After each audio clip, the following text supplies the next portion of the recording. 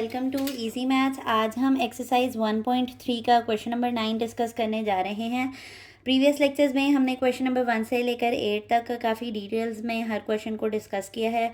तो अगर आप हमारे चैनल पर नए हैं और किसी सवाल में आपको इशू है तो आप लाजमी इन वीडियोस को भी विज़िट करें। तो जो हमारे पास क्वेश्चन नंबर 9 की स्टेटमेंट है वो हमें कह रहा है कि find the compound markup on ₹3,75,000 for 1 year at the rate of 14% compound annually. उसने हमें कहा है कि आपके पास एक अमाउंट है जिसको हम कहते हैं प्रिंसिपल अमाउंट, बुनियादी रकम। सॉरी, यहाँ पर प्रिंसिपल अमाउंट हमारे पास कितनी है, 3,75,000 रुपीज़ है। और जो हमें वक़्त दिया गया है, जो टाइम लिमिट हमें दी गई है वो हमें दी गई है 1 ईयर की। और उसके ऊपर कितने फ़ीसद जो है वो मार्कअप लग रहा है, वो हमारे पास लग रहा है 14% मार्कअप लग रहा है इस अमाउंट के ऊपर, प्रिंसिपल अमाउंट के ऊपर। तो हमें जो कैलकुलेट करना है वो हमें कंपाउंड मार्कअप कैलकुलेट करना है। तो कंपाउंड मार्कअप कैलकुलेट करना इंतहाई आसान है। तो सबसे पहले हम अपने पास डाटा लिखते हैं कि हमारे पास स्टेटमेंट में क्या क्या बताया गया है। हमारे पास स्टेटमेंट में जो सबसे पहली चीज़ बताई गई है वो बताई गई है प्रिंसिपल अमाउंट। तो प्रिंसिपल अमाउंट हमारे पास वो बुनियादी रकम होती है जिसके ऊपर हमने सूद या इंटरेस्ट की जो हमारे पास जो वैल्यू है वो हमने इसके ऊपर अप्लाई करनी होती है। तो ये हमारे पास कितनी है, ₹3,75,000 रुपीज़ ये हमारे पास बुक में दी गई है स्टेटमेंट के अंदर, ठीक है। और जो हमारे पास टाइम लिमिट है, यानी कि कितने अरसे के लिए इसके ऊपर हमने कंपाउंड मार्कअप कैलकुलेट करना है, वो हमारे पास टी से रिप्रेजेंट करेंगे। और टाइम हमारे पास दिया गया है 1 ईयर का, ठीक हो गया, 1 ईयर का दिया गया है। और जो रेट दिया गया है, यानी कि कितना फ़ीसद मार्कअप इस पर अप्लाई होगा, रेट परसेंटेज जो हमें दी गई है उसको हम कैपिटल आर से रिप्रेजेंट करेंगे और वो हमारे पास दी गई है 14% दी गई है, ठीक हो गया। तो अब हमने क्या फ़ाइंड करना है, कंपाउंड मार्कअप। तो कंपाउंड मार्कअप आपके पास कैसे फ़ाइंड होता है? अच्छा, कंपाउंड मार्कअप आपके पास एक बेसिक कैलकुलेटर होता है जो किसी भी वैल्यू के ऊपर जो है वो इंटरेस्ट को कैलकुलेट करने के लिए इस्तेमाल होता है। यानी कि आफ्टर दैट टाइम पीरियड आपको कितना जो है वो इस रकम के ऊपर इंटरेस्ट पे करना पड़ेगा, ये कंपाउंड मार्कअप की मदद से निकाला जाता है। तो प्रिंसिपल अमाउंट को अगर हम मल्टीप्लाई करें अपने टाइम के साथ और उसको हम मल्टीप्लाई करें अपने रेट परसेंटेज के साथ, तो हमारे पास जो है वो कंपाउंड मार्कअप निकल आता है, ठीक है। तो ये बहुत ही बेसिक सा एक फार्मूला है, इसको मेमोराइज़ करें आप लाजमी तौर पर। तो हमारे पास जो प्रिंसिपल अमाउंट थी वो थी 3,75,000।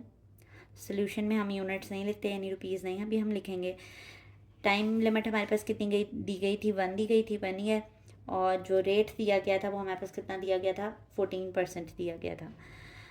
आपको पता है कि परसेंटेज को ख़त्म करने के लिए हम डिवाइडेड बाय 100 कर देते हैं। तो 3,75,000 को 1 से मल्टीप्लाई करेंगे तो ये 3,75,000 ही आ जाएगा। और 14% को हम कैसे लिखेंगे, 14/100 लिख देंगे। 100 के 2 ज़ीरोज़ जो है वो इन 2 ज़ीरोज़ के साथ कैंसिल हो जाएंगे। तो यहाँ पर जो अमाउंट बचेगी वो 3,750 रुपीज़ जो है वो मल्टीप्लाई हो जाएंगे 14 के साथ। तो इसको जब आप 14 के साथ मल्टीप्लाई करेंगे, 3,750 को जब आप 14 से मल्टीप्लाई करेंगे तो वो आ जाएगी आपके पास ₹52,500 आ जाएगी। यानी कि 1 साल के बाद जो पर्सन है वो इसके ऊपर कितना मार्कअप उसको इस अमाउंट के ऊपर कितना मार्कअप पे करना पड़ेगा, 52,500 रुपीज़ का करना पड़ेगा। तो जो हमारा कंपाउंड मार्कअप है वो हमने निकाल लिया है। मैंने आपको सिखाया था कि एंड में अपने आंसर को जो है वो हाईलाइट कर दिया करें with the help of box. एक तो ये प्रेजेंटेबल भी लगता है और दूसरा आपको और एग्जामिनर दोनों को ही जो है अपना फाइनल आंसर सर्च करने में टाइम नहीं लगता, बल्कि जो पॉपिंग आंसर जो है वो निकल रहा होता है वही हमें दिख जाता है कि यहाँ आंसर है। और यहाँ पर भी आप इसको लाजमी लिखें कि ये कंपाउंड मार्कअप हमने कैलकुलेट किया है, ठीक है। अपने क्वेश्चन को अच्छे तरीके से चलाएं। और ये बहुत इजी सा और बेसिक सा सवाल था एक। और जिन स्टूडेंट्स को ये लगता है कि मैथ्स की प्रैक्टिकल एप्लीकेशन आपको लाइफ में नहीं मिलती है, और बस फार्मूलाज़ हैं इसको याद करने के लिए। तो जब हम इस तरह की कोई वर्ड प्रॉब्लम करते हैं सॉल्व, तो हमें पता चलता है कि हम कैसा अपने एनुअल टैक्स निकाल सकते हैं, हम कैसे अपना प्रिंसिपल अमाउंट निकाल सकते हैं, हम कैसे अपना कंपाउंड मार्कअप निकाल सकते हैं। तो इस तरह ये जो बेसिक सी चीज़ें हैं ये फाइनेंस एंड मार्केटिंग में बहुत ज़्यादा एप्लीकेबल होती हैं। तो जो हमारा जो कंपाउंड मार्कअप निकला है, क्योंकि ये वर्ड प्रॉब्लम्स हैं तो हमें इसका आंसर भी थोड़ा बहुत थ्योरेटिकल बना कर देना पड़ता है। इसमें हम सिर्फ सोल्यूशन नहीं करते बल्कि स्टेटमेंट्स के ज़रिए अपने सोल्यूशन को एलेबोरेट भी करते हैं। तो हमारा जो कंपाउंड मार्कअप निकला है वो निकला है 52,500 रुपीज़ निकला है। ठीक है, तो ये हमारा एक बेसिक सा क्वेश्चन था। आज हमारी एक्सरसाइज 1.3 जो है वो कंप्लीट हो गई है। इंशाल्लाह आपको जो है वो 1.3 में आपको इशू नहीं रहा होगा।